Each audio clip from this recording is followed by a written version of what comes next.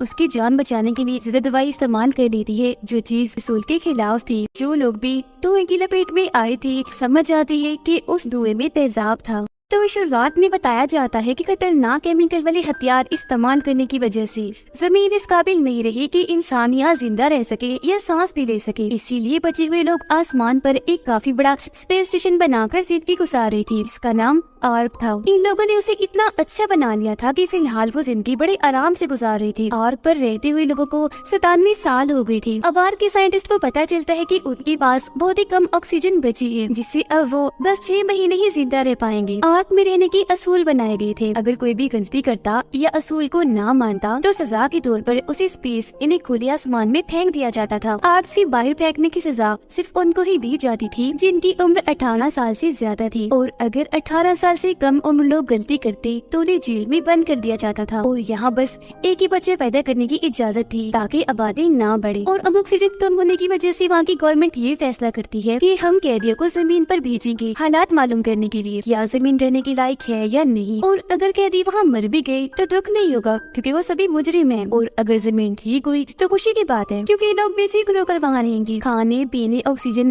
किसी चीज की कमी नहीं होगी। लेकिन अगर ऐसा ना हुआ तो 6 महीने के बाद इनका ये आर्क भी हमेशा के लिए खत्म हो जाएगा। तो अब इंसानियत को बचाने के लिए कैदियों को जमीन पर भेजने के लिए सब मान जाते हैं। सभी कैदियों के हाथ पर एक ब्रेसलेट पहना दिया जाता है ताकि आर्क के लोग देख सके कि वो कब तक जिंदा रह पाते हैं और नजर भी रख सके। इनके स्पेसशिप में रेडियो भी लगा दिया जाता है इससे राब्ता करने के लिए, और बस इसी के साथ जमीन की तरफ इन्हें भेज दिया जाता है। आर्क में हर किसी अमीर गरीब छोटे बड़े के साथ एक जैसे ही सलूक किया जाता था। सजा हर किसी को मिलेगी चाहे मुजरिम कोई भी हो, क्योंकि कैदियों में आर्क के हेड का बेटा और यहाँ की सबसे काबिल डॉक्टर की बेटी क्लार्क भी शामिल थी। क्लार्क के डैड को भी स्पेस में फेंक दिया गया था जो एक साइंटिस्ट थे। उन्हें सबसे पहले पता चला था कि आर्क के लोगों के पास टाइम कम है, ऑक्सीजन खत्म होने से पहले उन लोगों को स्पेस में फेंक देना चाहिए जो अपनी जिंदगी से तंग है, और ये बात सबको पता होनी चाहिए। पर आर्क की गवर्नमेंट ने उनकी बात नहीं मानी, ये बात खुफिया रखी ताकि लोग परेशान न हो जाएं। पर जब क्लार्क के डैड ने इस बात को मानने से इनकार किया तो उन्हें स्पेस में फेंक दिया गया।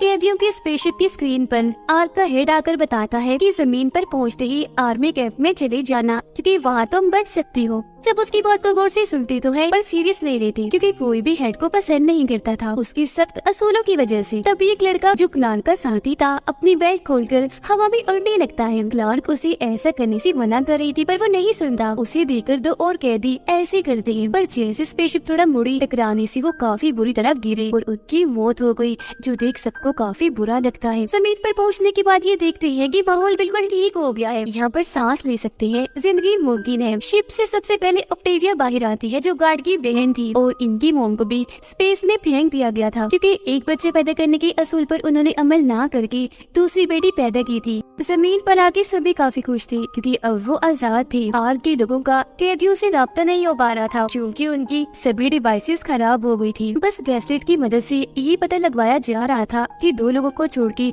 बाकी सब जिंदा हैं। उन 2 की मौत कैसे हुई ये बात उन्हें नहीं पता चल पाती, जिस वजह से आर्क ऑफिसर कहता है कि मुझे लगता है कि जमीन अभी भी रहने के लायक नहीं हुई, जब तो उन 2 लोगों की मौत हो गई है और अब हमें अपनी जान बचाने के लिए कुछ लोगों को स्पेस में फेंक देना चाहिए ताकि ऑक्सीजन कम से कम इस्तेमाल हो। जो सुनकर यहाँ के डॉक्टर इन्हें क्लार्क की मॉम उनसे कहती है कि हमें थोड़ा और सब्र करना चाहिए, किसी और वजह से उनकी मौत हुई होगी क्योंकि अगर जमीन की वजह से होती तो सारे ही मर जाते। तभी इन्हें पता चलता है कि जाने से पहले एक कैदी हेड को गोली मार के गया था, इसीलिए अब उसकी हालत काफी खराब है। डॉक्टर जल्दी से उसे देखने आई, उसकी जान बचाने के लिए ज्यादा दवाई इस्तेमाल कर लेती है जो चीज आर्क के असूल के खिलाफ थी। तो सजा के लिए उसे भी कैद कर लिया गया और स्पेस में फेंकने का फैसला किया जाता है। पर अगले दिन जब उसे सजा दी जाने लगी तो हेड उसकी जान बचाने के लिए वहाँ आ गया। कहता है कि ऐसा मत करो क्योंकि अगर आपने ऐसा किया तो हम अपने काबिल डॉक्टर को खो देंगे। इस बात को लेकर उनकी बहस तो हुई पर डॉक्टर की सजा माफ कर दी जाती है। उधर क्लार्क और हेड का बेटा मिलकर नक्शा देख रहे थे आर्मी कैंप को ढूंढने के लिए, पर क्लार्क उससे ज्यादा बात नहीं करती। अब ये दोनों सबको मिलकर आर्मी कैंप ढूंढने का बोलते हैं, पर ऑक्टेविया का भाई यानी गार्ड ऐसा करने से मना कर देता है कि नहीं, हम ऐसे खुश हैं और हम आर्क के लोगों से राब्ता भी नहीं करेंगे क्योंकि वहाँ उन्होंने हमें कैदी बना के रखा, बुरा सलूक किया और अगर वो भी जमीन पर आ गए तो जीना हराम कर देंगे हमारा। लेकिन हेड का बेटा समझाता है कि जिद मत करो, कैंप ढूंढना जरूरी है। अब उन लोगों को नदी पार करके दूसरी साइड जाना था पेड़ की लंबे टहनी के जरिए। सबसे पहले ये काम क्लार्क का दोस्त करता है। दूसरी साइड पहुंचते ही उसे एक बोट मिलता है जो उठाकर वो काफी खुश हो गया क्योंकि आर्मी कैंप आस पास ही था। इससे पहले वो लोग कुछ करते ही क्लार्क के दोस्त पर हमला हो गया। किसी ने उसे मारने की कोशिश की जो देख सभी घबरा गए। उन्हें कुछ समझ नहीं आते कि हमला किसने किया होगा। उधर गार्ड अपने कैदी साथियों को कहता है कि इस ब्रेसलेट के जरिए आर्मी लोग हम पर नजर रख रहे हैं। पता चलने पर कि जमीन के हालात ठीक है वो यहाँ आकर दोबारा हमें कैद कर देंगे, इसीलिए फौरन उतार कर रख दो इस ब्रेसलेट को ताकि आर्क पर सबको यही लगे कि कैदी मर गई है, जमीन ठीक नहीं हुई। सब उसकी बात मान लेते हैं क्योंकि वो पहले जैसे कैदियों वाली जिंदगी नहीं चाहते थे। अपने अपने ब्रेसलेट उतार कर उन्हें तबाह कर देते हैं और सच में आर्क वालों को यही लगता है कि सब मर गए। तो सीरियस की मीटिंग में फैसला किया जाता है कि तकरीबन 209 लोगों को स्पेस में फेंक दिया जाए ऑक्सीजन बचाने के लिए ताकि बाकी बच सके। जो सुनकर डॉक्टर ऐसा करने से मना करती कोई और रास्ता खोजने का कहती है।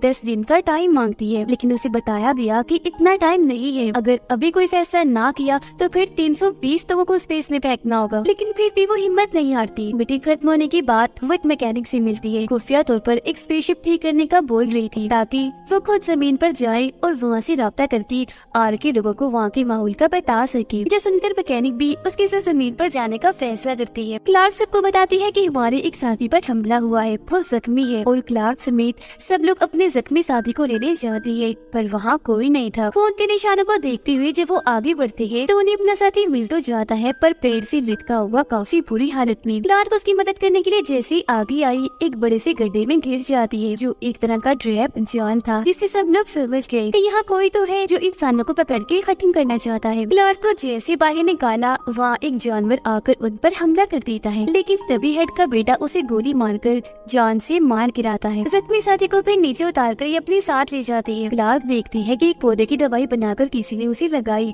और ठीक करने की कोशिश की है तो अब वो भी अपने साथियों के साथ मिलकर वो पौधा लेने जाती है ताकि जल्द से जल्द जख्मी साथी को ठीक किया जा सके। पौधा उसे मिल तो गया पर तभी अचानक इन्हें भयानक आवाज आने लगती है। साथ ही काफी बड़ा पीले रंग की धुएं का तूफान आ जाता है जिसे देखकर सारे ही लोग काफी डर गए। अपनी जान बचाने के लिए वहाँ खड़ी पुरानी सी गाड़ी में चढ़ जाते हैं पर जगह कम थी तो बाकी के लोग इधर उधर भागे छुपने के लिए लेकिन लपेट में आ ही जाते हैं। फिर सब कुछ नॉर्मल होने के बाद क्लार्क अपने साथियों के साथ बाहर आती है और देखती है कि जो लोग भी धुएं की लपेट में आए थे समझ आती है कि उस धुएं में तेजाब था। क्लार्क भी अपना ब्रेसलेट उतार देती है ताकि उसकी मॉम को लगे कि वो मर गई है और जब ये चीज स्क्रीन पर डॉक्टर देखती है काफी परेशान रह गई। मैकेनिक को जल्द से जल्द स्पेसशिप ठीक करने का कहती है लेकिन उनकी ये बातचीत एक औरत ने सुन ली और जाकर आर की गवर्नमेंट को बता दिया। इस वजह से वो लोग आकर डॉक्टर को पकड़ लेती है। तब मैकेनिक उसे अकेला ही छोड़कर जमीन की तरफ चली जाती है क्योंकि उन्होंने फैसला किया था कि इमरजेंसी की सूरत में मैकेनिक अकेले ही जमीन पर जाने के लिए निकल जाएगी और वहाँ पहुंचकर सारी सूरत हाल के बारे में डॉक्टर को बताए। क्लार्क अपने साथियों के साथ मिलकर जख्मी साथी का इलाज करती है। वो ठीक होने लगता है। हेड का बेटा जब बाहर अकेला बैठा था तो एक लड़की आकर उसे मार देती है क्योंकि वो उसे अपने मॉम डैड का बदला लेना चाहती थी। वो लड़की सच बता ही देती है कि मैंने मारा है उसे। गार्ड का साथी लड़की को मारना चाह रहा था पर गार्ड उसकी जान बचा लेता है क्योंकि वो काफी छोटी थी पर बाद में वो लड़की खुद ही अपनी जान ले लेती है। क्लार्क और फिन एक दूसरे को पसंद करने लगते हैं। रात को जब वो आसमान पर तारे देख रही थी तो वहाँ स्पेसशिप भी देख रही थी जिसमें वो मैकेनिक आ रही थी। तब इधर क्लार्क और फिन भी आ जाते हैं। फिन को जैसे ही मैकेनिक देखती है गले से लग गई क्योंकि वो ही उसका दोस्त था जिसके लिए वो जमीन पर आई थी। जो देखकर क्लार्क उदास हो जाती है क्योंकि वो फिन को प्यार करने लगी थी। अगले दिन गार्ड सबसे छुपकर स्पेसशिप देखने आता है और उसका रेडियो काट कर पानी में फेंक देता है ताकि कोई भी आर्क से राब्ता ना कर सके। अब मैकेनिक उन्हें बताती है कि आर्क के लोगों को अगर ये बात नहीं बताई गई कि जमीन का माहौल ठीक हो गया है तो वहाँ की गवर्नमेंट 320 लोगों को मार देगी। तो अभी लोग शिप की तरफ भागने लगते हैं ताकि आर के लोगों को खबर कर सके। पर जब रेडियो को गायब पाते हैं तो काफी घबरा गई, हर जगह ढूंढने लगती है। क्लार्क और मैकेनिक जब गार्ड को यहाँ देखती है तो समझ गई कि ये हरकत इसी की है। मैकेनिक उसे धमकाती है जिस पर वो सच बता ही देता है कि हाँ रेडियो मैंने ही निकाला है और मैंने ऐसा इसलिए किया क्योंकि जमीन पर आने से पहले मैंने हेड को गोली मारी थी। इस बात से मुझे डर था कि अगर वो लोग जमीन पर आ गए तो मेरी मौत पक्की है। मैकेनिक उसे बताती है कि हेड को तो डॉक्टर ने बचा लिया था और अब तुम बता दोगे कहाँ है रेडियो। गार्ड को जब तसल्ली हुई कि मैं बिल्कुल सेफ हूँ तो बता देता है पर जब वो रेडियो को बाहर निकालती है तो पानी की वजह से वो खराब हो गया था। तब मैकेनिक रेडियो और कुछ और लोगों के साथ कैंप में आ गई और टाइम जाया ना करते हुए रेडियो को ठीक करने में लग जाती है।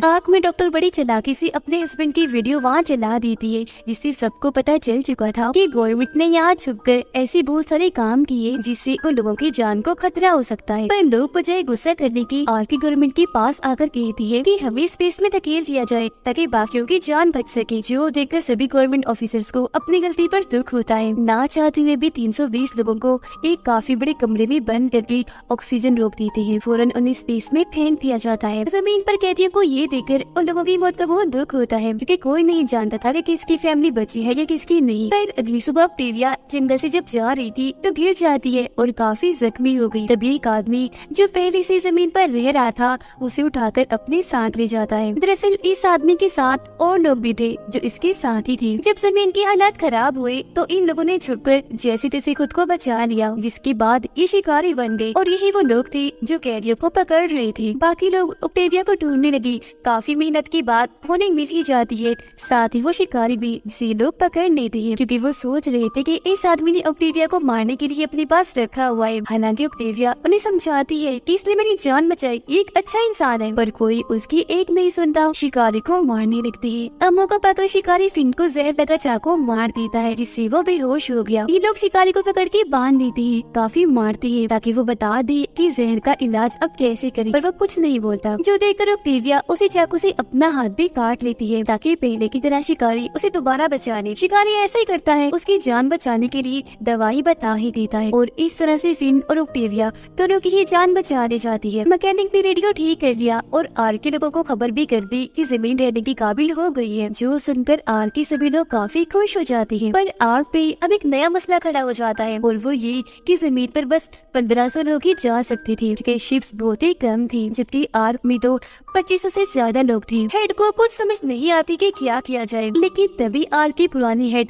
बड़ी चालाकी से अपने साथियों के साथ मिलकर आर्क की सभी स्पेसशिप्स को चुरा लेती है। हेड और उसके लोगों को वहीं पर बंद करके अपने साथियों के साथ जमीन के लिए रवाना हो जाती है। पर ऐसा करने से वहाँ धमाके होने लगी। स्पेसशिप्स की मशीन्स खराब भी हो गई, लेकिन कोई भी मसला ठीक करने वाला नहीं था, तो पुरानी हेड के साथियों की मौत हो जाती है। आर्क के लोगों के पास कोई रास्ता नहीं था, तो वो प्लान बनाते हैं कि हम आर्क को एक शिप बना के जमीन के लिए रवाना होंगे, क्योंकि अगर वो यहाँ रुकी तब भी, और अगर आर्क को शिप ना बना सके तब भी उनकी मौत पक्की है। लेकिन फिर भी रिस्क लेने का फैसला करते हैं। फिन क्लार्क को मनाता है, पर वो नाराज थी। मैकेनिक भी फिन से अपना रिश्ता बना के रखने की कोशिश करती है और अब ऑक्टेविया और शिकारी भी एक दूसरे को पसंद करने लगे थे। मौका देकर वो उसे आजाद कर देती है, लेकिन फिन उन्हें देख चुका था। ऑक्टेविया का पीछा करते हुए वो शिकारी तक पहुँच जाता है, दोस्ती का हाथ बढ़ाता है। तब शिकारी भी मान गया और उन्हें अपने लीडर से मिलवाता है। अगले दिन मिलने के लिए क्लार्क और शिकारियों के लीडर आमने सामने थे, क्योंकि अब वो मिलकर साथ रहने वाली थी। लेकिन क्लार्क के दोस्तों गलतफहमी हुई, वो उन पर गोलियां चलाने लगा। बदले में शिकारी भी उन पर हमला कर देते हैं और इस तरह से दोनों ग्रुप्स के बीच दुश्मनी बढ़ जाती है। अब ये कैदी उनसे लड़ने की तैयारियां करने लगी, जैसे कि मिलजुल के हथियार बनाने लगते हैं, जिनका सामान उन्हें एक गोदाम में मिल गया था ताकि शिकारियों की हमले से खुद को बचा सके। लेकिन उन्हें गार्ड का साथी काफी जख्मी हालत में मिलता है, क्योंकि शिकारियों ने हमला करके उसमें एक जहर डाल दिया था। जहर की वजह से उस समेत कई और लोग बीमार पड़ जाते हैं, जो देखकर ऑक्टेविया शिकारी के पास जाकर इस बीमारी का इलाज पूछती है। उसका कहना था कि इस जहर से लोग सिर्फ बीमार होते हैं, मरते नहीं, थोड़े ही दिनों में अपने आप ही ठीक हो जाएंगे। ऑक्टेविया आकर ये बात सबको बताती है, जो सुनकर उन्हें थोड़ी तसल्ली मिलती है। क्लार्क अपने कुछ लोगों को लेकर शिकारी से बात करने जाती है। हमने बाकी शिकारियों से बचने के लिए दीवार बनानी है, जबकि मेरे लोग बीमार हैं। शिकारी कहता है कि तुम ऐसा करो, पुल तबाह कर दो, क्योंकि उसके बगैर शिकारियों को तुम तक पहुँचते पहुँचते 3 दिन लग जाएंगे। उन्होंने ऐसे किया, पुल को धमाके से उड़ा देती है, जिससे कुछ शिकारी भी मारे जाते हैं। उन लोगों को भूख लगी थी, खाने के लिए कुछ नहीं था, तो ये लोग ग्रुप्स बनाकर अलग अलग होकर खाना ढूंढने लगती हैं। क्लार्क और फिन को शिकारियों ने पकड़ लिया था। हालांकि वो आजाद होने की कोशिश भी करते हैं, पर नहीं हो पाते। शिकारियों के लीडर को कोई भयानक आवाज आती है, जिसके बाद पीला धुआं आया था। तो शिकारियों के जाने के बाद पता चलता है कि वो पहला शिकारी था, यानी ऑक्टेविया का दोस्त, जो उन्हें छुड़ाकर वापस कैंप में लाने होने लगता है। रास्ते में वो एक केव गार्ड से गुजरती है जहाँ पर अजीब तरह के लोगों का एक और ग्रुप था। शिकारी उन्हें बताता है कि ये आदमखोर है, इंसानों का शिकार करती है, इन्हें क्रीपर्स कहा जाता है, तो इसीलिए हमारी इनके साथ दुश्मनी है। और अभी लोग वापस कैंप तक आ गई थी। मैकेनिक की हालत काफी खराब थी। उसे याद आता है कि बेसमेंट में एक काफी बड़ी तेल की टंकी है जिसके जरिए वो काफी बड़ा धमाका कर सकते हैं। और अभी लोग रिमोट बनाने में लग जाते हैं ताकि यहाँ से दूर जाकर ये धमाका कर सके। कुछ लोग बाहर निकलना नहीं चाह रहे थे, पर क्लान उन्हें समझाती है कि जल्द निकलना होगा वरना शिकारी आकर हमें मार देंगे। सब जैसे वहाँ से निकलते हैं कि तभी शिकारी वहाँ आकर इन पर हमला कर देती है, जिससे यहाँ काफी बड़ी लड़ाई छिड़ जाती है। लेकिन इसमें कैदी हारने लगते हैं। अपने लोगों को हारता हुआ देखकर फिन यहाँ क्रीपर्स को ले आता है।